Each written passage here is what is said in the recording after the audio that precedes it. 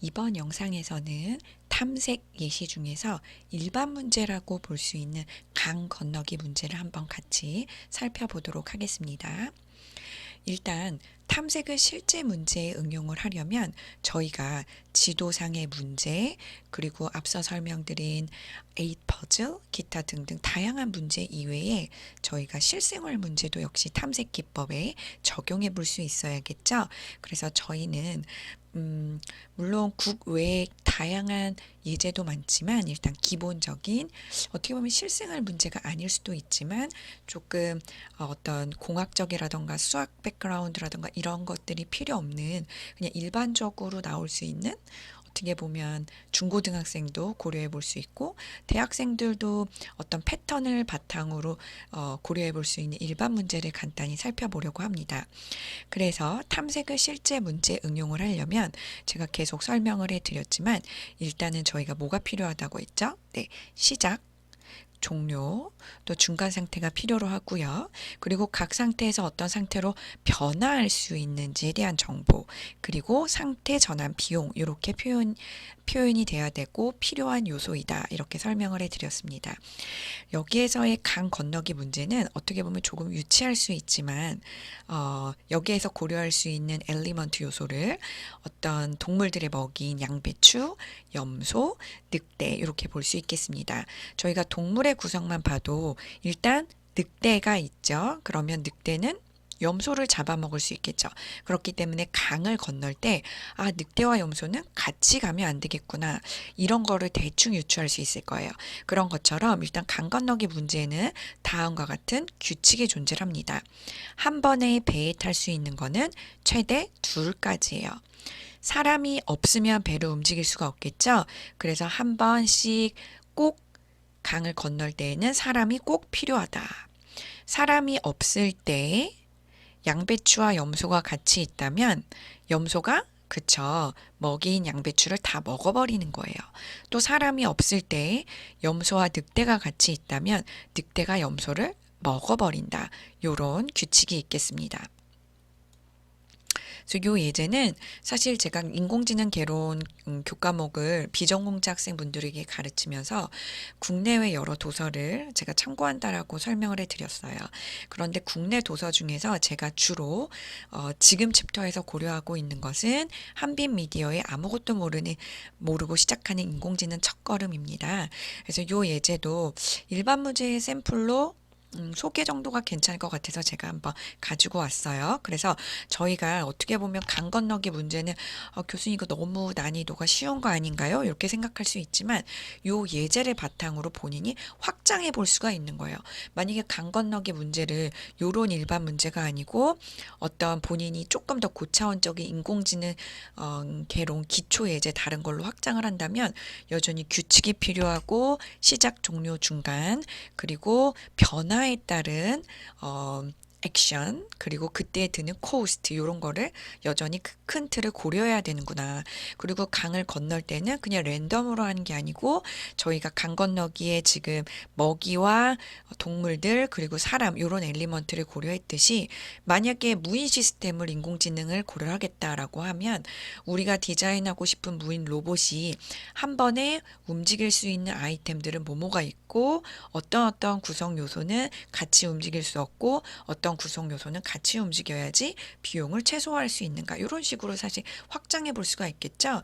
그래서 사실 제 강의를 듣든 국내외 어떤 인공지능 개론 관련된 교과목을 듣든 책을 참고를 하시든 기초 예제를 바탕으로 본인 전공에서 아니면 본인이 관심 있는 부분으로 다시 커넥티비티 그 다음에 연결 매핑을 시키셔가지고 그거를 최대한 활용하시고 확장해 보셔야 돼요. 그게 바로 창의성이고 본인만의 문제를 풀 수 있는 그런 노하우가 되겠습니다. 그래서 저희는 이 문제에서 그치는 게 아니고 요런 예제를 바탕으로 저희가 나중에 필요시 인공지능 개론의 무인 시스템의 샘플이라도 어떤 일부분이라도 흉내를 내볼 수가 있겠죠. 그래서 이 문제를 한번 보도록 할게요. 사람이 이쪽 그러니까 움직이기 전에 이쪽 기슭에 있는가? 만약에 사람이 있을 경우는 1, 없을 경우는 0. 이런 식으로 일단 인공지능 개론이든 컴퓨터 사이언스 등 공학적인 측면에서 문제를 풀 때에는 저희가 있다 없다 이런 바이너리 같은 경우는 일렉트릭 서킷에서의 흐르는 그 전자처럼 1 또는 0 이렇게 흑백으로 나뉘게 됩니다. 그래서 있다 없다 이렇게 나뉠 수 있어요. 양배추도 역시 있다 없다, 염소도 있다 없다, 늑대가 있다 없다, 배가 있다 없다 이런 식으로 일단은 나눠볼 수가 있겠습니다. 그래서 이런 강 건너기 예제를 만약에 깊이 우선 탐색으로 해보겠다라고 하면 일단 뭘부터 움직이면 좋을까 이렇게 여러 가지 경우를 생각해 볼 수가 있겠어요. 그래서 일단은 전체적인 트리를 한번 보시면 앞서 설명드린 사람, 양배추, 염소, 늑대, 배가 처음에는 1로 이쪽에 있겠죠.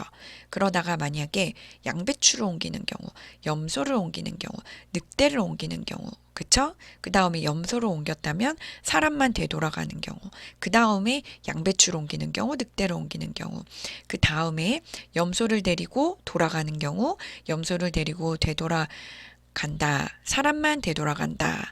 그쵸? 사람만 되돌아간다. 염소를 데리고 되돌아간다. 사람만 되돌아간다. 이런 케이스로 계속 바이너리로 표현해 볼 수가 있겠고, 그 다음에 맨 마지막에 늑대를 옮긴다. 양배추를 옮긴다. 사람만 되돌아간다. 왜 계속 이런 식으로 사람만 되돌아간다가 존재를 할까요? 왜냐하면 사람이 있어야지만 배를 움직일 수 있기 때문에 요 사람이 돌아간다라고 하는 개념은 이렇게 depth로 매번 어떤 선택이든 갈 때마다 결국에 사람이 돌아가는 거는 계속 패턴으로 존재한다는 거, 이런 것들을 한번 캐치를 해보시면 좋을 것 같습니다. 그래서 만약에 깊이 우선 탐색을 고려를 해보겠다라고 한다면 물론 처음에는 저희가 뭐뭐뭐를 움직이면 좋을까 이런 식으로 고민을 많이 할 거예요.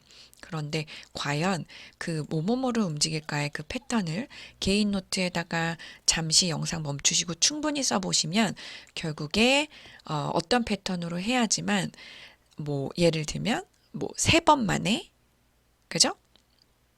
엄밀히 따지면 4번 만이죠. 하나, 둘, 그죠? 한 번.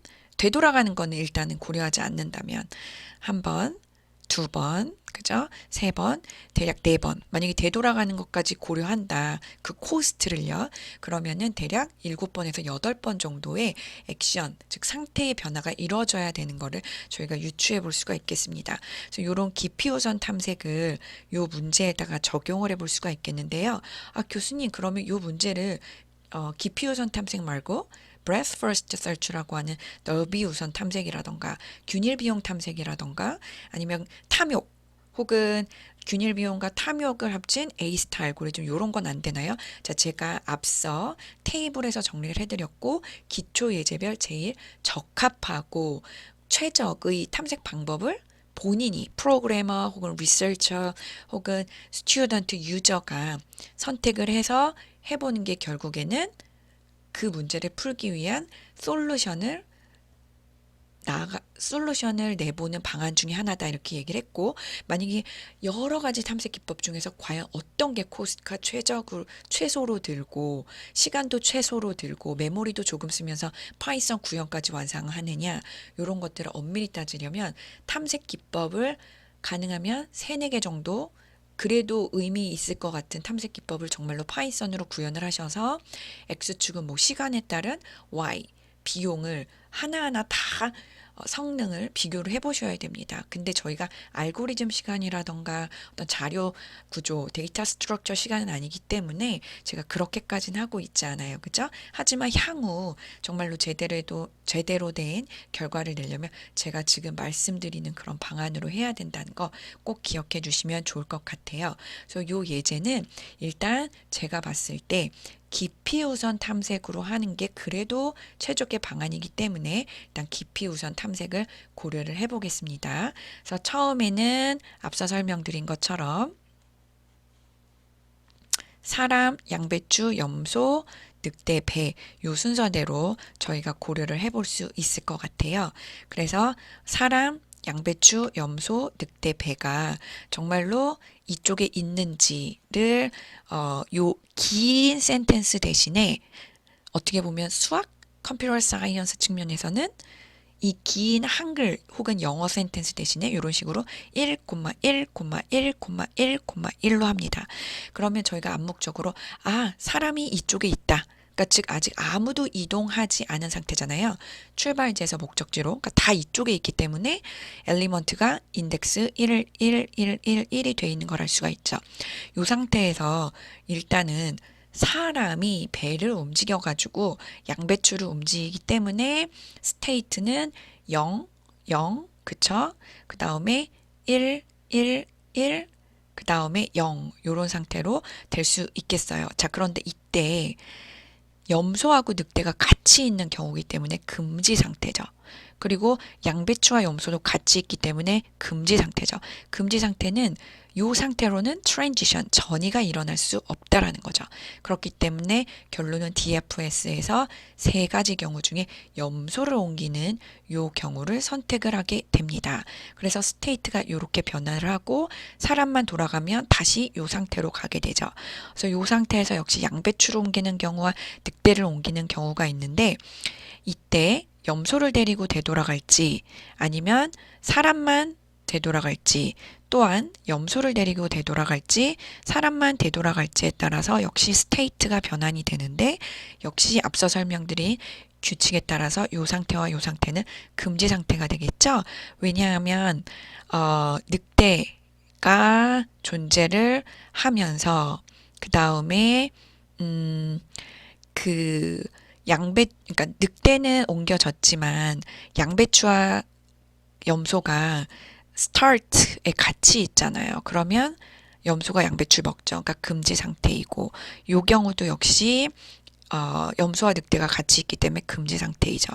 그래서 요 경우하고 요 경우만 가능한데 이때 어떤 거를 선택을 하든 늑대를 옮기나 양배추를 옮기게 되면 역시 이곳에 그러니까 초기 상태에서 목표 상태로 변환을 하게 되고 사람만 되돌아가서 맨 마지막에 염소를 움직이게 되겠습니다. 그래서 앞서 설명드린 것처럼 염소를 옮기고요. 사람만 되돌아가고 이때 예를 들면 양배추로 옮긴 경우와 늑대를 옮긴 경우를 이렇게 두 가지 케이스로 써보고 양배추를 옮긴 경우는 염소를 데리고 되돌아가고 늑대를 옮기고 사람만 되돌아가고 염소를 옮긴다. 이 경우가 되고 이 경우는 늑대를 옮기고 염소를 데리고 되돌아가고 양배추를 옮기고 사람만 되돌아가고 염소를 옮긴다. 이 두 경우가 있을 수 있겠습니다. 그래서 본 영상에서는 저희가 어떻게 보면 조금 더 일반적으로 초기 상태에서 목표 상태까지 어떤 게임, 카드 게임, 에잇 퍼즐 뭐 요런 게임이라던가 어떤 내비게이션 유추할 수 있는 차량용 내비게이션 요런 어떤 약간 수학이라던가 공학적인 규칙성이 확 보이는 그런 예제가 아닌 일반 예제를 바탕으로 탐색 중에서 DFS라고 하는 컨셉을 가지고 인공지능 예제를 한번 같이 살펴봤습니다.